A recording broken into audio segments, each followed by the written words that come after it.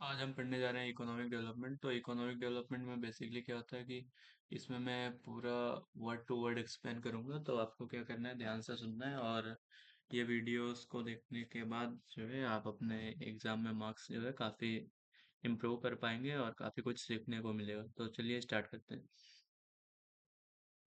हर एक पर्सन और मैं जो जो भी मतलब इम्पोर्टेंट चीज़ होगा मैं उस पर अंडरलाइन कर दूंगा। तो आपको अगर आपके पास बुक है तो आप बुक भी लेके बैठिए, ताकि जो है वो आप भी साथ साथ में उसके अंडरलाइन करते जाए और जब लास्ट टाइम हो तो उसको रिवाइज कर पाए आसानी से। और अगर आपके पास हाइलाइटर है तो हाइलाइटर का भी आप यूज़ करें। हर पर्सन की जो मॉर्निंग है वो अलग होती है। बहुत से लोग जो है अपनी मतलब बहुत से मटेरियलिस्टिक प्लेजर के लिए जीते हैं, लेकिन बहुत सारे लोग जो है दुनिया में ज़्यादा करके मतलब अपने मौजूदगी के लिए बहुत ही स्ट्रगल कर रहे हैं। ऐसे लोगों के लिए जिस जो कि गरीब है, वो मतलब कि जिनके पास कोई फिजिकल प्लेजर नहीं है, और मतलब कि वो खाली इमेजिनेशन ही कर सकते हैं कि हाँ हमारे पास भी कभी ऐसा जीवन हो, मतलब एकदम अच्छा जीवन हो। तो उसके लिए केवल गरीब लोग इमेजिनेशन करते हैं। लेकिन क्या अभी अभी आपने सोचा है कि ये सिचुएशन आया कैसे और हम इससे बाहर कैसे आए?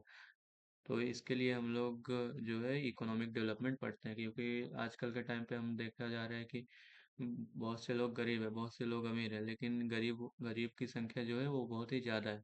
लेकिन ये डिफरेंस आया कैसे? अमीर अमीर होते गए और गरीब जो थे, गरीब की संख्या बढ़ती गई। तो ये डिफरेंस आया कैसे, ये हम एक क्वेश्चन मार्क है। तो उसके बारे में हम लोग डिटेल में पढ़ेंगे इकोनॉमिक डेवलपमेंट के अंदर। आज के टाइम पे पूरा हर कंट्री जो चाहती है कि वो डेवलपमेंट अचीव करे, लेकिन डेवलपमेंट जो है केवल इकोनॉमिक डेवलपमेंट से ही नहीं होता है। ये मतलब सोशल सोशल चेंज का भी प्रोसेस है, और इसमें बहुत सारे चेंज होते हैं जो कि हम लोग देखेंगे। इकोनॉमिक डेवलपमेंट क्या दिखाता है कि नेशनल इनकम में कांस्टेंट इंक्रीज होना चाहिए। इकोनॉमिक डेवलपमेंट मतलब नेशनल इनकम में कांस्टेंट इंक्रीज होना चाहिए। पर कैपिटा इनकम मतलब कि कोई भी इंडिविजुअल की, मतलब कि जो किसी कंट्री में रह रहे हैं उसकी, मतलब हर एक इंडिविजुअल की इनकम जो इंक्रीज होना चाहिए। और लिविंग स्टैंडर्ड जो है वो बेहतर होना चाहिए। तो तीन चीज़ें बेसिकली इकोनॉमिक डेवलपमेंट में, that is national income, per capita income and living standard. तो जब ये तीनों चीज़ में जब सुधार होगा या फिर कांस्टेंट रेट से इंक्रीज होगा तो उसको क्या बोला जाएगा, इकोनॉमिक डेवलपमेंट। जो भी टोटल इनकम होता है कोई भी कंट्री का, उसको क्या बोला जाता है, नेशनल इनकम। और जब हम टोटल इनकम किसी भी कंट्री को डिवाइड कर देते हैं उसके टोटल पॉपुलेशन से, तो हमको क्या मिल जाता है, पर कैपिटा इनकम। तो ये पर कैपिटा इनकम का डेफिनेशन है जो कि तुमको यहाँ से लिख लेना है। बेसिकली जब हम किसी भी कंट्री का जो नेशनल इनकम रहता है, नेशनल इनकम जो उसको किससे डिवाइड कर देते हैं, पर कैपिटा इनकम से। पर कैपिटा इनकम मतलब कि कोई भी इंडिविजुअल की इनकम कितनी है उससे हम लोग डिवाइड कर देते हैं, तो हमको क्या मिल जाता है, क्या मिल जाता है, per capita income. Total, sorry जो मैं बोला अभी मिस्टेक हो गया था, नेशनल इनकम को जब हम पॉपुलेशन से डिवाइड कर देते हैं तो हमको क्या मिल जाता है, पर कैपिटा इनकम मिल जाता है। लिविंग स्टैंडर्ड के अंदर क्या क्या चीज़ आती है, जो बेसिक चीज़ है, जैसे कि खाना हो गया, क्लोथ हो गया, एजुकेशन, हेल्थ सर्विस हो गए, ट्रांसपोर्टेशन यानी कि जो यातायात है, और शेल्टर, शेल्टर यानी कि रहने का स्थान जैसे कि घर। ये सब जो मतलब ये सब किसके अंदर आएंगे, ये सब आएंगे लिविंग स्टैंडर्ड के अंदर। क्योंकि इंक्रीज हो रहा है नेशनल इनकम और पर कैपिटा इनकम इंडिपेंडेंस के बाद से, तो हम लोग बोल सकते हैं कि ये सारे फैसिलिटीज़ है और ये सब जो हमारे बेसिक फैसिलिटीज़ है ये सब भी अच्छे हो रहे हैं। और ये सब रिक्वायरमेंट जो है हमको आसानी से मिल मिल पा रहा है पहले के कंपैरिजन में। तो हम लोग ये कह सकते हैं कि इकोनॉमिक डेवलपमेंट में जो है भारत में हो रहा है। तो ये एक एग्जांपल दिया गया है, पहले का डाटा है कि 2015-16 में कितना हमारा था नेशनल इनकम, और कितना 11-12 में कितना नेशनल इनकम का था। तो आप अगर गूगल पे जाओगे और मतलब टोटल पॉपुलेशन जो कि लगभग 2011-12 के टाइम पे एक 90 to 100 करोड़ के आसपास होगा, तो इसको मतलब तुम 90 to 100 करोड़ से डिवाइड करोगे तो नेशनल इनकम हो जाएगा। अब इकोनॉमिक प्रोग्रेस और इकोनॉमिक डेवलपमेंट में क्या डिफरेंस है ये हम देखेंगे। नॉर्मली हम लोग ये इकोनॉमिक प्रोग्रेस और इकोनॉमिक डेवलपमेंट दोनों एक ही सेंस में यूज़ करते हैं, लेकिन इन दोनों का मतलब होता है इंक्रीज करना है, लेकिन बहुत सारे चीज जो है इसमें डिफरेंस है। पहला डिफरेंस कौन सा है, डेवलपमेंट प्रोसेस के अकॉर्डिंग। डेवलपमेंट जो इकोनॉमिक डेवलपमेंट होता है वो क्वालिटेटिव होता है, मतलब कि इसकी हम क्वालिटी देखते हैं कि मतलब वो उसकी क्वालिटी जो है वो किस टाइप की है। जैसे जैसे कि अगर एग्जांपल के लिए हम देखेंगे कि कहीं पे रोड बन रहा है तो उसमें कौन सी क्वालिटी का मटेरियल यूज हो रहा है, वो 10 दिन में या 20 दिन में गिर तो नहीं जा रहा है। और इकोनॉमिक प्रोग्रेस क्या होगा, क्वांटिटेटिव होगा। क्वांटिटेटिव मतलब वो कितने नंबर में हो रहा है। मान लो टारगेट किया गया कि हमको मतलब 50% प्रोग्रेस करना है ये 1 साल में, तो उसको कितना अचीव किया गया, तो वो किस में आ जाएगा, इकोनॉमिक प्रोग्रेस के अंदर। तो इकोनॉमिक डेवलपमेंट क्या है, ये फर्स्ट स्टेज है। पहले क्या होगा, किसी भी कंट्री का इकोनॉमिक डेवलपमेंट, और उसके बाद क्या होगा, इकोनॉमिक प्रोग्रेस। अब अकॉर्डिंग टू चेंजेस, अब हमारे सोसाइटी में क्या क्या चेंज हो रहे हैं उसके हिसाब से जो है वो मतलब कि हम कैसे डिफ्रेंशिएट कर सकते हैं इकोनॉमिक डेवलपमेंट और इकोनॉमिक प्रोग्रेस का। जैसे कि नए नए रिसर्च आ रहे हैं प्रोडक्शन में, वो क्या हो रहा है, इकोनॉमिक डेवलपमेंट। प्रोडक्ट रिसर्च की वजह से अगर कोई भी चीज़ जो है वो होगा, मतलब इंक्रीज होगा प्रोडक्शन में, तो क्या होगा, इकोनॉमिक डेवलपमेंट। जैसे कि क्या है, हाइब्रिड चीज़ है एग्रीकल्चर सेक्टर में, जो कि बहुत सारे मतलब बहुत ही गुना जो है एग्रीकल्चर प्रोडक्शन को बढ़ा दिया है। ये क्या दिखाता है, ये एक इकोनॉमिक डेवलपमेंट दिखाता है। लेकिन दूसरी साइड क्या होता है कि जब हमारे प्रोडक्शन जो बढ़ते हैं किसकी वजह से, एग्रीकल्चर लैंड की वजह से, तो उसको क्या बोला जाएगा, इकोनॉमिक प्रोग्रेस। मान लो इंडिया का पहले एरिया, मतलब पहले मान लो इंडिया, जैसे हम लोग ऊपर के साइड में, जैसे कि चीन ने थोड़ा एरिया कब्जा किया है, और एलओसी मतलब कि पाकिस्तान ने पीओके जो कि है वो सब एरिया कब्जा किया है। तो अगर हम लोग किसी मतलब कि डिप्लोमेटिक बातचीत से अगर वो हमारे इंडिया के अंदर वापस से आ जाता है, तो उसकी वजह से अगर जो भी एग्रीकल्चर में इंक्रीज होगा, तो उसको क्या बोला जाएगा, इकोनॉमिक प्रोग्रेस। लेकिन अगर कोई हमने हाइब्रिड चीज बना लिया, या फिर कोई ऐसी टेक्नोलॉजिकल डेवलपमेंट की जिसके कारण से जो है प्रोडक्शन जो है बढ़ गया, तो उस वो क्या होगा, इकोनॉमिक डेवलपमेंट। अब डेवलप्ड और डेवलपिंग नेशन के कॉन्टेक्स्ट में हम देखेंगे कि मतलब ये क्या मतलब डिफरेंस रखते हैं, और क्या इसमें मतलब इकोनॉमिक डेवलपमेंट और इकोनॉमिक प्रोग्रेस में हम लोग देख सकते हैं। जैसे कि अगर डेवलपिंग इकोनॉमी है, तो जैसे कि हमारा कंट्री इंडिया है, तो ये क्या होगा, अगर हमारे कंट्री इंडिया में कोई भी चीज़ जो है, नेशनल इनकम जो है बढ़ रही है, तो क्या होगा, इकोनॉमिक डेवलपमेंट। लेकिन नेशनल इनकम अगर कोई डेवलप कंट्री का बढ़ेगा, तो क्या हो जाएगा, इकोनॉमिक प्रोग्रेस। और जैसे डेवलपिंग का होगा, जैसे इंडिया का है, तो वो क्या होगा, इकोनॉमिक डेवलपमेंट। अब इसमें क्या क्या मतलब विशेषताएं हैं डेवलपिंग इकोनॉमी, जैसे कि हमारा कंट्री है इंडिया में, इसमें क्या क्या हमको फीचर्स फीचर्स यानी विशेषताएं, क्या क्या हमको फीचर्स इसमें देखने को मिलते हैं। जो भी डेवलप्ड और डेवलपिंग कंट्रीज होती हैं, ये मतलब पर कैपिटा इनकम के बेसिस पे जो है अलग इसको किया जाता है। वर्ल्ड डेवलपमेंट रिपोर्ट के हिसाब से जो 2004 में वर्ल्ड बैंक के द्वारा पब्लिश किया गया था, वो ऐसे कंट्रीज जिसकी $735 से पर कैपिटा इनकम कम है, तो इसको क्या बोला जाएगा, डेवलपिंग इकोनॉमी। और जिसकी उससे ज़्यादा होगी उसको क्या बोला जाएगा, डेवलप्ड इकोनॉमी। तो पहले फीचर कौन सा है डेवलपिंग इकोनॉमी का, लेस पर कैपिटा इनकम। ऐसे कंट्रीज का क्या होता है, पर कैपिटा इनकम बहुत ही कम होता है, क्योंकि जो इसमें नेशनल इनकम जो है, नेशनल इनकम कम होता है, और जो है पॉपुलेशन जो है ग्रोथ वो जो होता है बहुत हाई होता है। और हमारा पर कैपिटा का फॉर्मूला क्या होता है, नेशनल इनकम और पॉपुलेशन ग्रोथ, नेशनल इनकम और पॉपुलेशन। तो अब तुम इसके बेसिस पे ही देख सकते हो कि देखो, अब नेशनल इनकम ये तो इतना तेजी से बढ़ नहीं रहा है, और ये जो है ये बहुत ही ज़्यादा नंबर में बढ़ रहा है। तो इससे क्या होगा, हमारा ओवरऑल वैल्यू क्या होगा, ओवरऑल वैल्यू जो है वो कम आएगा। और पॉपुलेशन ग्रोथ, ऐसे कंट्री में पॉपुलेशन ग्रोथ बहुत ही हाई होता है, लगभग 2% के आसपास होता है। एग्रीकल्चर के ऊपर डिपेंडेंस बहुत ज़्यादा होता है, बहुत ज़्यादा होता है। और चार्जेस, मान लो 100 लोग किसी कंट्री में रह रहे हैं, तो उसके जो 60% जो 60 लोग हैं वो किस पे डिपेंडेंट है, एग्रीकल्चर के ऊपर डिपेंडेंट है। और जो कि नेशनल इनकम में कंट्रीब्यूशन केवल कितना है, 26% है। इन इनकम का डिस्ट्रीब्यूशन बराबर नहीं है। ऐसे कंट्रीज में क्या होता है, जो अमीर होते हैं वो और अमीर होते जाते हैं, और गरीब जो रहते हैं वो गरीब गरीब ही रहते हैं। ये शहरों और गांव में ये सब जो है हमको देखने को मिलता है। 20% जो अमीर लोग हैं वो कंट्री का 40% नेशनल इनकम के यूज करते हैं, और 20% जो गरीब लोग हैं वो कंट्री का केवल 10% ही यूज कर पाते हैं। अनएम्प्लॉयमेंट, अब अनएम्प्लॉयमेंट भी ये सब कंट्रीज में बहुत ही ज़्यादा होता है। क्यों? ये सब कंट्रीज में क्या होता है, 3% जो 3% ऑफ टोटल लेबर, जितने भी टोटल लेबर हुए उसके मतलब कि 3% ज़्यादा ही जो है अनएम्प्लॉयमेंट देखने को मिलता है। अब जैसे कि कोई भी टोटल टोटल लेबर मान लो, कितने हैं टोटल लेबर, मान लो 50 लोग हैं जो कि लेबर कर रहे हैं, और 3% जो है उसका कितना हो जाएगा, 50 का 3%, अगर आप लोग निकालोगे तो 15 लोग क्या होंगे, 15 लोग जो है, अगर मान लो 100 लोग हैं, 100 का 3% जो तीन तीन लोग हैं, तीन लोगों से भी ज़्यादा जो है अनएम्प्लॉयमेंट होता है।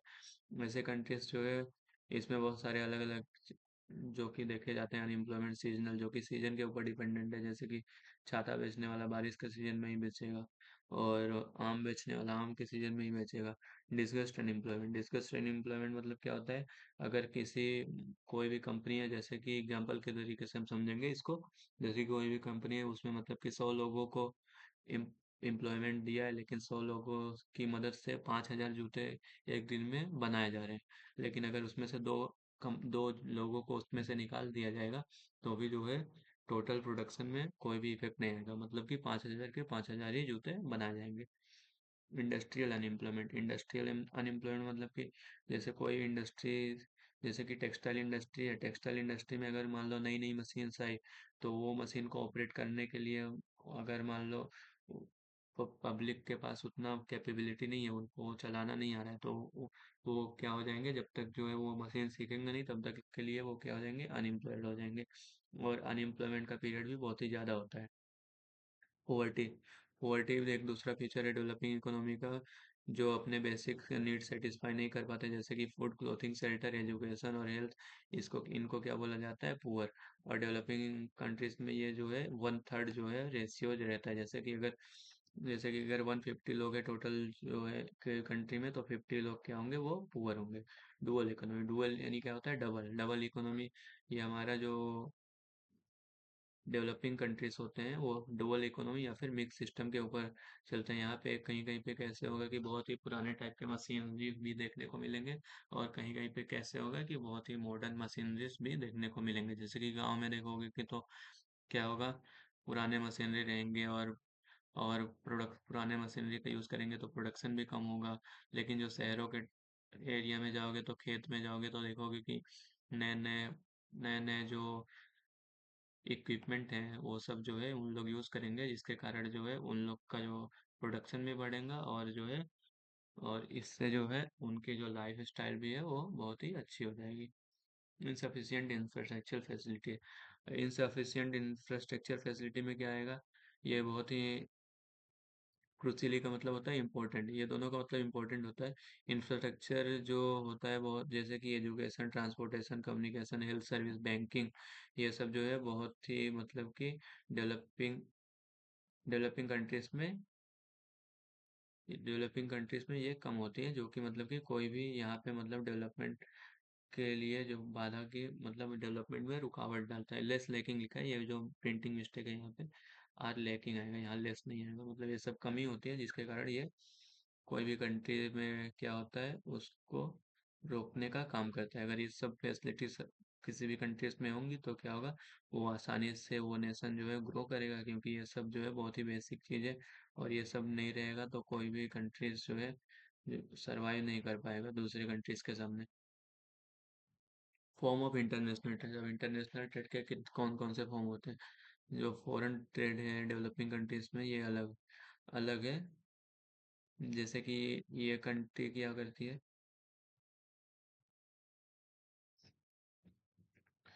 जैसे कि ऐसे कंट्री में क्या होता है कि एग्रो प्रोडक्ट, मतलब कि एग्रीकल्चर से रिलेटेड प्रोडक्ट होते हैं, जो खेती बाड़ी से रिलेटेड प्रोडक्ट होते हैं, ये सब क्या करते हैं, एक्सपोर्ट करते हैं। और इंपोर्ट क्या करते हैं, इंपोर्ट करते हैं हैवी मशीनरीज, ये सब इंपोर्ट करते हैं। और ये सब एक जो एग्रीकल्चर प्रोडक्ट ये सब इंपोर्ट एक्सपोर्ट करते हैं, मतलब कि दूसरे कंट्री में भेजते हैं, तो इनकी कीमत जो है बहुत, इसके लिए उन लोग को बहुत कम पैसा मिलता है। लेकिन जब उन लोग जो है बहुत ही हैवी मशीनरीज ये सब खरीदते हैं तो इनको बहुत ही ज़्यादा पैसा देना पड़ता है। मान लो हैवी मशीनरी खरीदी उसने, मतलब 100 रुपए की हैवी मशीनरी किसी कंट्री ने खरीदी, लेकिन उसके कंपैरिजन में क्या हुआ, उसने केवल 20 रुपए का एग्रीकल्चर प्रोडक्ट, जैसे कि पोटैटो हो गया, ओनियन हो गया, और अलग अलग जो फार्म प्रोडक्ट्स हैं, टिम्बर के प्रोडक्ट हैं, या फिर मिनरल्स और हैं, ये सब की डिमांड जो है बहुत ही कम रहती है, और जो है इसका पैसा भी कम मिलता है। ये सबके 20 रुपए मिले, इसके 100 रुपए मिले, इसके 20 रुपए मिले, तो क्या हो गया, ये हमारे ऊपर क्या है, एक कर्जे की तरह ये काम करता है। फॉरेन डेब्ट इसको बोला जाता है। और इंडियन इकोनॉमी जो कि डेवलपिंग है, तो ये सब फीचर जो कि ऊपर बताए गए, ये इंडिया इंडिया से ही पूरा रिलेटेड है, और इंडिया के कॉन्टेक्स्ट में पूरा दिया गया है, और इंडिया से हम लोग इसको कनेक्ट कर सकते हैं। Economic and non economic activity, economic और नॉन इकोनॉमिक एक्टिविटी में क्या होता है, वो हम लोग अब देखेंगे। इकोनॉमिक का मतलब क्या होता है, जो भी कोई भी पैसे के लिए जो भी चीज होगा वो क्या होगा, इकोनॉमिक एक्टिविटी। नॉन इकोनॉमिक में क्या होगा, जो जो कि मतलब पैसे के लिए भी, जिसमें कोई पैसे का इन्वॉल्वमेंट नहीं होगा, वो क्या होगा, non economic activity. Economic activity जिसमें पैसे का इन्वॉल्वमेंट, जैसे कि टीचर जाके पढ़ा रहा है, किसान खेती कर रहा है, को तो क्या है, वो पैसे कमाने के लिए। कोई बिजनेसमैन है तो वो क्या कर रहा है, वो भी मतलब कि पैसे के लिए ही काम कर रहा है। तो ये सब क्या है, इकोनॉमिक एक्टिविटी, जिसमें मतलब कि पैसे का, जहाँ पे अगर लेन लेन देन आ गया, तो वो क्या हो जाएगा, economic activity. Non economic activity मतलब कि जिसमें कोई भी पैसे का मतलब योगदान नहीं होगा, जैसे कि मतलब यूज नहीं होगा, जैसे कि कोई भी मदर है, वो अपने बच्चे को पाल पोस के बड़ा करती है, तो उसके लिए वो अपने बच्चे से पैसा नहीं मांगती। कोई सोशल वर्कर है, जो कि मतलब देश के लिए कुछ सेवा कर रहा है, किसी समाज के लिए सेवा कर रहा है, तो ये सब क्या है, नॉन इकोनॉमिक एक्टिविटी। ये अपने आप से ही आता है, और इसमें कोई भी इनकम का लेन देन नहीं रहता है, इनकम से कोई भी रिलेशन इसमें नहीं होता है। अब इंडियन इकोनॉमी का क्या क्या स्ट्रक्चर है, बहुत सारे ऑक्यूपेशन और इकोनॉमिक, बहुत सारे, इसको 3 कैटेगरी में डिवाइड किया गया है इंडियन इकोनॉमी के स्ट्रक्चर पे, ऑक्यूपेशन के हिसाब से, मतलब कि कौन क्या काम कर रहा है। जैसे कि primary sector, secondary sector, service sector. अब प्राइमरी सेक्टर में क्या होगा, प्राइमरी सेक्टर में मतलब कि जो हमारे इंडस्ट्रीज जो है रिलेटेड किससे होंगे, एग्रीकल्चर से रिलेटेड होंगे, जैसे कि पशुपालन हो गया, के पशु का मतलब केटल ब्रीडिंग, यानी पशु का नवजात शिशु वो का कोई बिजनेस हो गया, या फिर फिशिंग हो गया, पोल्ट्री यानी मुर्गी का फार्म हो गया, forest product mining, raw material का कोई माइनिंग करना, तो ये सब क्या है, प्राइमरी क्रॉप सेक्टर है। सेकेंडरी सेक्टर में क्या आएंगे, सेकेंडरी सेक्टर में वो चीज आएंगे, जैसे कि लार्ज स्केल इंडस्ट्रीज है, जैसे कि इलेक्ट्रिसिटी हो गया, गैस हो गया, वाटर सप्लाई, ये सब क्या है, सेकेंडरी सेक्टर में आएंगे। और बड़े बड़े फैक्ट्रीज हैं, वो सब भी क्या आएंगे, सेकेंडरी सेक्टर में आएंगे। और सर्विस सेक्टर में क्या आएंगे, जो कि मतलब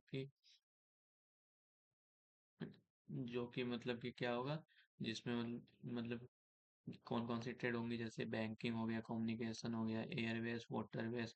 मतलब कि यहाँ पे सर्विस सेक्टर में क्या होगा, कोई भी चीज का मतलब कोई भी प्रोडक्शन से रिलेटेड कोई भी चीज नहीं होगा, खाली पब्लिक को ऐसा सर्विस कोई भी चीज दिया जाएगा। जैसे कि बैंकिंग में जाओगे, तो बैंकिंग क्या है, एक सर्विस सेक्टर है। टूरिज्म और इंटरटेनमेंट, ये क्या है, एक सर्विस सेक्टर है। यहाँ पे तुमको कोई मशीन, कोई प्रोडक्ट यहाँ पे ये सब नहीं होगा, तुम्हारे कंफर्ट के लिए वो सब चीज जो है वो बनाया जाता है। जो प्राइमरी सेक्टर है, डेवलपिंग कंट्री में प्राइमरी सेक्टर बहुत ही ज़्यादा होते हैं, जो कि मतलब एग्रीकल्चर से रिलेटेड होते हैं, और एम्प्लॉयमेंट जनरेशन भी इसमें बहुत ही ज़्यादा होते हैं, और नेशनल इनकम में कंट्रीब्यूट करते हैं, लेकिन उतना नहीं हो पाता। जैसे कि ऊपर हम लोग पढ़े थे कि ये केवल 26% ही नेशनल इनकम में कंट्रीब्यूट करते हैं।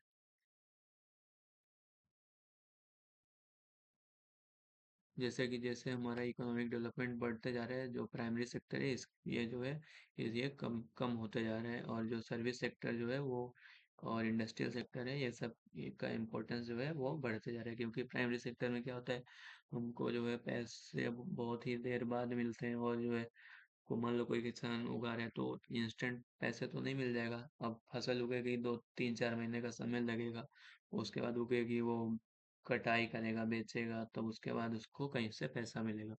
लेकिन सर्विस सेक्टर में क्या है, तुम जाओगे कहीं काम करोगे, तो तुमको अगर वेज वेज किस हिसाब से डिसाइड होगा, मंथली डिसाइड होगा या फिर वीकली डिसाइड होगा, तो इसीलिए क्या हो रहा है कि ये सब इंडस्ट्रियल सेक्टर या फिर सेकेंडरी सेक्टर जो है वो इंक्रीज कर रहे हैं ये सब कंट्रीज में, और प्राइमरी सेक्टर जो एग्रीकल्चर है वो धीरे धीरे कम हो रहा है। तो आज के लिए इतना ही, बाकी हम फैक्टर ऑफ प्रोडक्शन जो है ये कल पढ़ेंगे। तो हम लोग